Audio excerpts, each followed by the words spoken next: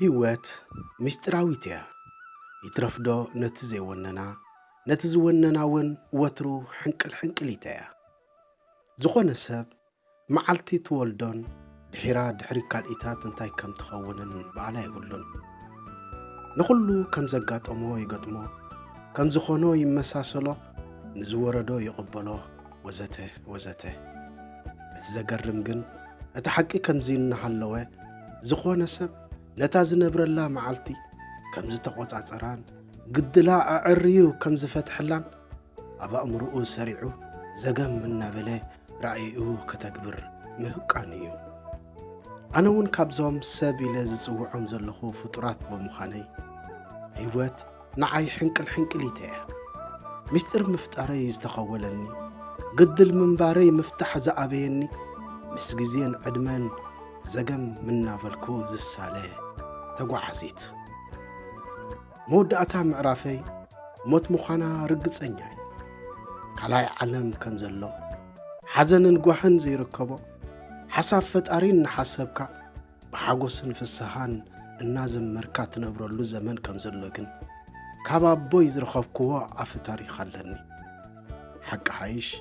ዝሪኦን ዝጭብጦን ዘለኹ ግድል ህይወት ዘይፈታሕኩ ክንሰይ ነቲ ዘይረኣክዎ ዓለም ሓንቀው ክብል እቲ ዝሓስብ ኣእምሮይ ኣይቅበሎን እዩ ብሓቂ እንተለውን ነጸብራቕ ናይዛ ንነብረላ ዘለና ዓለምን እቶት ዓውዲ ግብርና ንሓፍሰሉ ጻማ ወይ ድማ ፍርዲ ካብ ምዃኑ ሓሊፉ ካልእ ክኸውን ከም ዘይክእል እየ ዝኣምን ሰብ ግን እቲ ዝኸፍአ ነጻልን ገፋዕን ፍጡር እዩ ሓደ ምንጩ ክንሱ ባዕሉ ግን ብዙሕ ጨናፍር ይፈጥር ሓደ ዓሌት ክንሱ ባዕሉ ግን ዓሌታት ፈጢሩ ነንሕድሕዱ ይወጋገን በዚ ኸዓ ብሃይማኖት ብሃብቲ ጸጋ ብፖለቲካ ብዓሌት ብሕብሪ ብዓዲ ብትምህርቲ ወዘተ እናበለ ገለን ተረባሕቲ ገለን ግዳያት ብምዃን ነታ በረኸት ዘይጎደላ ዓለም ኣየራ ዘይተበከለ ምድሪ ናብ ናይ ጽልእን ፍልልይን መድረኽ ለዊጡ ባዕሉ ንባዕሉ ክጣፋእ ይነብር ኣሎ ስመይ መን ምዃነይ ኢኻ ዘይትፈልጠኒ እምበር ኣብ ህይወትካ ወይ ህይወትኪ ብዛዕባይ ክዝረብስ ሰሚዕካ ወይ ሰሚዕኪ ከም ትፈልጢ ርግጸኛ እየ ካብ መልክዕ ካብ ቁመናን ትርኢትን ዝበለጽኩ ንምዃነይሲ ተጠራጢረሉ ዘይፈልጥ ህያባት መግለጺ እዩ ቅሳነት ዝመልኦ ህይወትን መስተርሆት ዘለዎ ናብራን ክነብር ግን ዕድለይ ግዲ ኮይኑ ፈጺመ ብዛዕባዚ ተስፋ ቆሪጸ ሰብ እዚ ኽፉእ ሓጺር እዝኑ ሽመይ እናልዓለ ምሕማይን ጽብቕትን ዕይንትን ካብ ምባል ኣቋሪጹ ይፈልጥን እዩ ከምዚ ዝበለ ዝላባዕ ወረ ኸዓ ካብታ ንእሽቶ ከተማ ሰማርያ ዝኾነት ሲካር ናብ ዓዲ እናተሰጋገረ መዳመቒት ዕላሉን መዝሓሊት ወልፊ ዘረባ ሕሜትኡን ካብ ዝገብረኒ ነዊሕ እዋን ኮይኑ እዩ ካብዚ ተላዕለ እየ ኸዓ ኩሉ ሰብ ሓማይን ክፉእን እምበር ቅኑዕ ዘሎ ኣይመስለንን እዩ ከም ውፅኢት ናይ ዝጽልኣት እዙ ናብ ሰብ ምቕራብ ፈጺመ ሓደክዎ በይነይ ክኸውን መረጽኩ ኣብ ኩሉ በይነይ ዝበጽሖ ይብለይ ዝበጽሐኒ ይብለይ ዝናፍቆ ይብለይ ዝናፍቐኒ ይብለይ ብሕትውና ፈጺሙ ጣዕመኒ ኣብ ኩሉ ምንቅስቓሰተይ እውን ጽምዋ ተኸቲለ ክንቀሳቐስ ከለኹ ባህታ እናሓደገለይ ከደ ምስጢረይ ድማ ኣብ ማህደር ልበይ ተቐሚጡ ንፋስ ሰብ ከይሓረሞ ረጊኡ ክነብር ጀመረ ሕልናይ እውን ብኡ መጠን ተረጋጊኡ ሰላም ክዓስሎ ዝግባእ ነገር ግን ገለ ነገር ከም ዝጎደሎን ዝበኸሮን ናይ ህይወት ፀዋዕታ ከም ዘሎንሲ ይፍለጠኒ ነበረ ፍርቂ መዓልቲ እዩ ነቲ ጠሊሕ ሒዙ ክነፍስ ዝወዓለ ንፋስ ከተማና ፀሓይ ሒነ ዝጸንሓ ክትመስል ደረኽ ቃውቃው ዝብል ጭራታታ ልኢኻ ምድረ ሰማይ ናብ መጋርያ ረመጽሓዊ ቀይረቶ ዓቕሉ ዝወድአ ህዝቢ ከተማ ሲካር ድማ ከም ዝተፈርዶ በቦታ መጽለሊኡ ብምሓዝ ነታ ብብዝሒ ምምልላስ ጻዕቑ ኣዳሪንዋ ዝወዓለ ከተማ ፍጡር ከም ዘይነብረላ ክትመስል ጭውጭው ክሳዕ ትብል ኮነት ንዓይ ግን ስርሐይ ክሰርሕ መታን ዝተርሓወለይ ጽቡቕ ናይ ዕድል ኣጋጣሚ ስለ ዝነበረ ብቕልጡፍ ዕትረይ ተሸኪመ ማይ ክወርድ ናብታ ኣቦና ያዕቆብ ንዮሴፍ ወዱ ዘውረሶ ዒላማይ ጸደፍደፍ እናበልኩ ብጉያ በጻሕክዋ ጽቡቕ ግምቴ ገሚቴ ተወስ ዝብል ሰብ ኣይጸንሐንን ጫፍ ናይቲ ኣብ መገለል ተኣሲሩ ዘሎ ሒሮ ብምሓዝ ከዓ መገለለይ ናብቲ ውሽጢ ዒላ ሰንደኽዋ ኣብቲ ማይ ዘለዎ ጽንፊ ምስ ሓረመት ጨርባሕ ዝብል ድምፂ ምስ መቓልሑ መጺኡ ኣብ ክልቲኡ ኣእዛነይ ኣጋውሐ ማይ ዝመልአ ሸከሎ ገመደይ እናጠቕለልኩ ሰሓብክዋ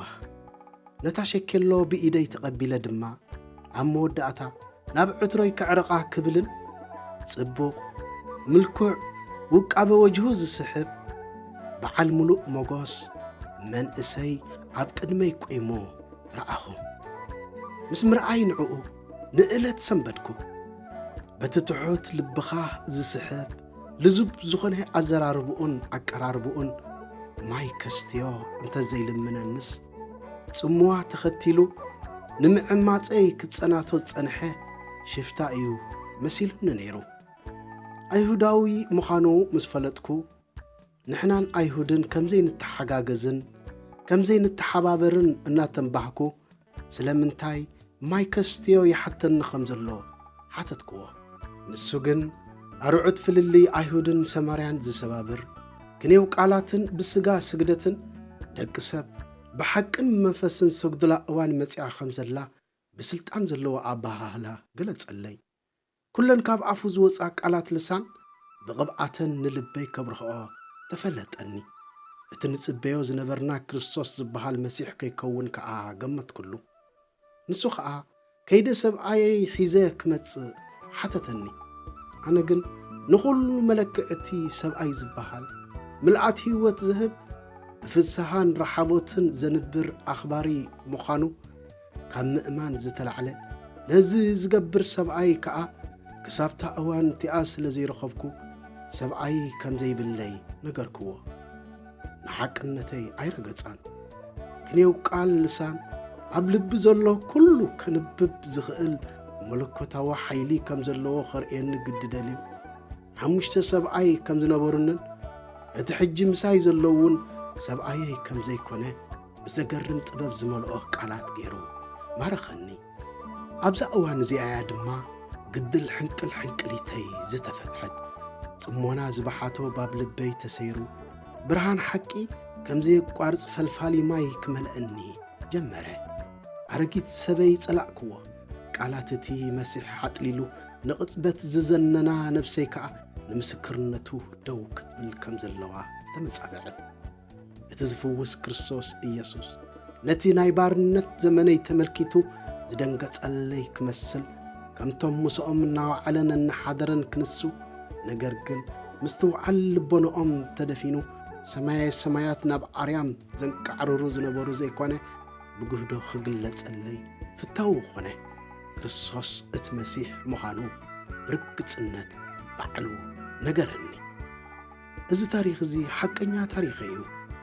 ኩሉ ዝርዝር እቲ ውዕሎ ምስክርነት ኣብቲ ቅዱስ ዝተሰመየ ንወለዶ እናተሰጋገረ ሕያው ኮይኑ ዝነብር ዘሎ ቃል ቅዱስ መጽሓፍ ኣብ ወንጌል ዮሐንስ ምዕራፍ 4 ኣለኪ ወይ ከዓ ኣለካ ስመይ ግን ኣብኡ ተቐሚጡ የለን ከመይሲ እቲ ታሪኽ ናትካ ወይ ከዓ ናትኪ ስለ ዝኾነ ብስምካ ተኪእኻ ወይ ተኪእኺ ከተንብብዮ እዩ ተቐሚጡልክ ዘሎ ናይ ብሓቂ ሓቀኛ ታሪኽ እቲ ዝገርም ነገር እንድሕር ኣሎ ኮይኑ ህይወት ቅድሚ ክርስቶስን ንዕኡ ኣሚንካ ከም መርሕ ህይወትካ ጌርካ ጎይትነቱ ኣብ መነባብሮኻን ጉዕዞኻን ክትእውጅ ምጀመርካን ከምቲ ካብ ሰማይ ናብ ምድሪ ዘሎ ርሕቐት ንምዃን እዩ ጽልኢ ተስፋ ምቕባጽ ቅንኢ ዘይዕጋበት ስስዐ ኮታስ ኩሉ ትምኒት ስጋ ምስ ወረረካ ጽሞና ወይ ምፍላይ ኢኻ ትመርጽ በዚ ከዓ ጽዋዕተኻ ድንግርግር ኣትይዎ ትረግጾ ክሳብ ዝጠፍአካ በይንኻ ክትብሕት ትመርጽ እዚ ኩሉ ናተይ ሓቀኛ ታሪኽ ኮይኑ ቅድምታ ጨው ቀትሪ ዝኾነት እዋን ማይ ክቐድሕ ከም ዛርቲ ዝሓዛኒ ናብቲ ዒላ ዝወረድኩላ ሰዓት እያ ነይራ ኣርዑት ተነጽሎይን መቑሕ ናይ ጸልማት ብሕትውናይን ሰባቢሩ ጽዋዕታ መፍጣረይ ብግህዶ ኣብ ልበይ ንኣእምሮይን ብጥበብ እናተዛረበ ንውዳሴ ክብሩ ንዝማሬ ምስክርነቱ ከተብዕ መታን ድሕርዛ ሰዓት እዚኣ ካልእ ሰብ ክኸውን ዮፍታሕ ዝብል መለኮታዊ ድምፁ ኣብ ውሽጢ ልበይ ክሰራሰር ገበረ። ከም ውፅኢት ናይዚ ልበይ ክሳብ ዝጠፍአኒ ከም ዝተፈትሐት ቢተይ እናመሰልኩ ጽምጽም ኢላ ኸላ ርእሰይ ተጐልቢበ ዕትሮይ ተሓንጊጠ ዝሓለፍክዋ ከተማና ጉልባብ ሕፍረተይን ሕንከተይን ቀሊዐ ብትብዓት ክርስቶስ እቲ መሲሕን ጐይታን ብዒንተይ ከም ዝረኣኽዎ ኣብ ኣደባባይ መስኰርኩሉ። ክርስቶስ ተቖጻጸራ ነፍሲ መን ይቃወማ? ኣረ መኒኸ ኣብ ቅድሚኣ ዝቐውም? መጐስ ብርሃኑኸ ናበይ መስከደ? እወ ምስጢር ሕንቅል ሕንቅሊተይ እንተ ተፈቲሑ ሓርነት ኢኻ ትእውጅ። ኣነ እውን ኣወጅኩ ደኣ። ኣብ ቅድሚቲ ናይ ከተማ ህዝብና መጎስ ስለ ዝረኻበኒ ኸዓ ምስክርነተይ ሰሚዖም ኩሎም እቶም ህዝቢ ናብቲ ዘለውዎ ጐየዩ፣ ብዓይኖም ሪኦም ኣመኑ። ክብሪ ንኣምላኽ ይኹን። ፍቁር ሓወይ፣ ፍቕርቲ ሓፍተይ፣ ኣብዚ ዓለም እዚኣ ብህይወት ኣብ ንመላለሰሉ እዋን ንውዳሴ ክብሩ ቆይምና ንምስክርነቱ ክንእውጅ፣ በዚ ኸዓ ጽልኢ ኣብ ዘለዎ መሳርሒ ፍቕሪ፣ ኩናት ኣብ ዘለዎ መሳርሒ ሰላም፣ እልልይ ኣብ ዘለዎ መሳርሒ ሓድነትን ጥምረትን፣ ሓዘን ኣብ ዘለዎ መሳርሒ ሓጎስ፣ በደል ኣብ ዘለዎ መሳርሒ ምሕረትን ፍትሕን ክንከውን ኢና ተጸዊዕና። ኩሉ ስራሕና ብስምቲ ገንሸል ዓለም ዝኾነ ክርስቶስ ኢየሱስ እንተማእኺልናዮ ድማ ውፅኢቱ ዓወትን ጽድቅን እሞ ደጊም ኣጆኻ ኣጆኺ እግዚኣብሔር ሰንደቕ ዕላማኺ ሰንደቕ ዕላማኻ ጌርካ ኣብቲ ቅዱስ ከረን ህይወትካ ከረን ህይወትኪ ንንጉስካ ንንጉስኪ ሽምዮ ሽሞ ኣሜን።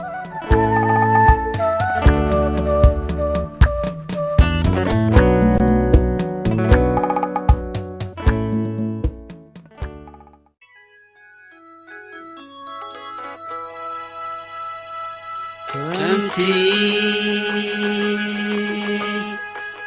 ንዓይን ማያት እትናፍቕ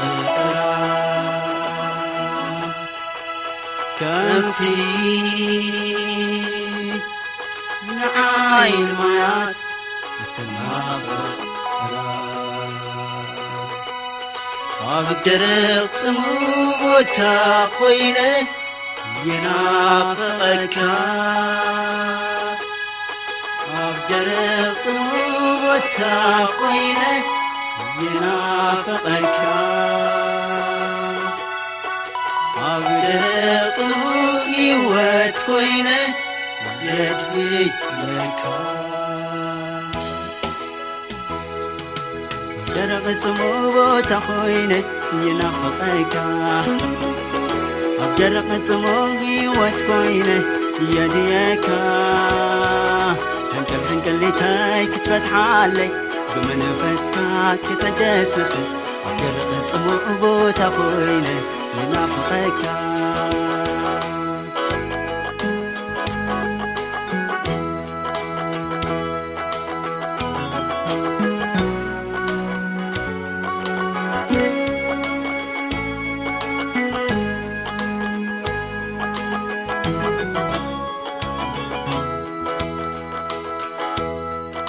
ተስፋይ ኻብቲ ተስፋ ዘይብሉ ሓይለይኻ ደኺመ ከየሕለሉ እንተይኻ ኻብቶም ተጸረድተይ እንታሕተይኻ ኣብ ኩሉ መንገድ ኣብ ደረቕ ጽምው ቦታ ኾይነ ይናፍቐካ ኣብ ደረቕ ጽምው ሕይወት ኾይነ የድህየካ ሕንቅል ሕንቅሊተይ ክትፈትሓለይ ብመንፈስካ ክትሕደስ ነፍሰይ ኣብ ደረቕ ጽምው ቦታ ኾይነ ይናፍቐካ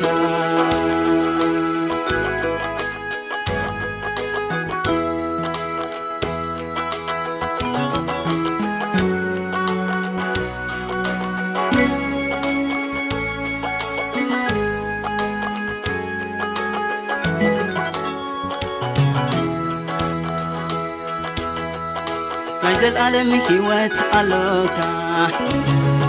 نبيك خيط تفلت كباخا مستيخا مرجع هيوتي وتروز خور عالك الزعابق حاي أبجرق الصموبو تخوينه ينافقك أبجرق الصموبي وتخوينه يديك حنك اللي تاي كتفتح علي بما نفسك كتحدث نفسي أبجرق الصموبو تخوينه ينافقك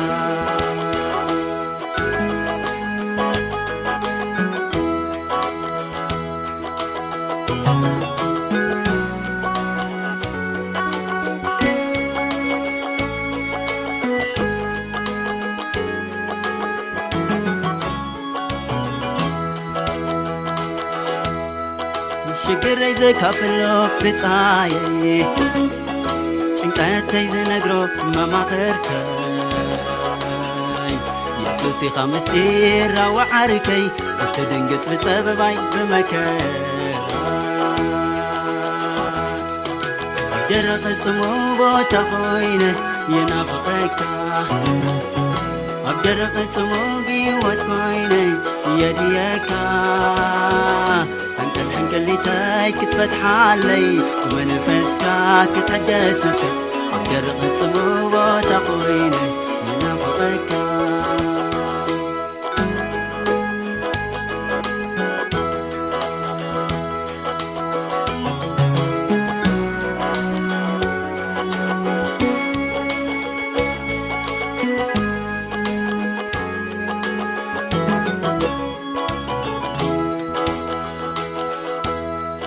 نفسينا آخايات تتسمع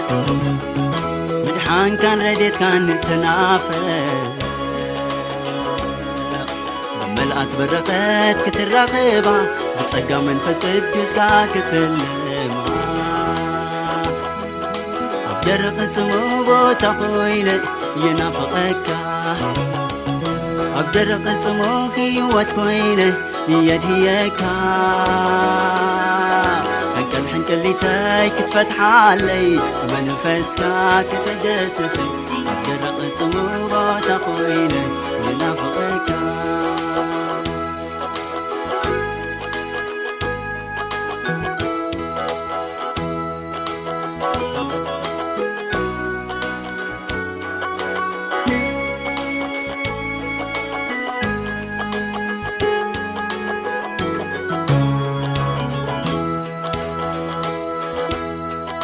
سوي عمو بقصبت زملس هيواتهم بمنفس زحدس عدي يلن كميك زيابي غير قويتا وترونا وقيونا يلبي قاررتا أبجرق الصموبو تخوينه ينافقك أبجرق الصموب هيوات كوينه يدهيكا حنكليتاي كتفتح علي ومنفسك كتحدث نفسي أبجرق الصموبة تخويني ينافقك أبجرق الصموبة تخويني ينافقك أبجرق الصموبة وتكويني يديك حنكليتاي كتفتح علي ومنفسك كتحدث نفسي أبجرق الصموبة تخويني ينافقك أبجرق الصموبة وتكويني ينافقك أبجرق الصموبة تخويني ينافقك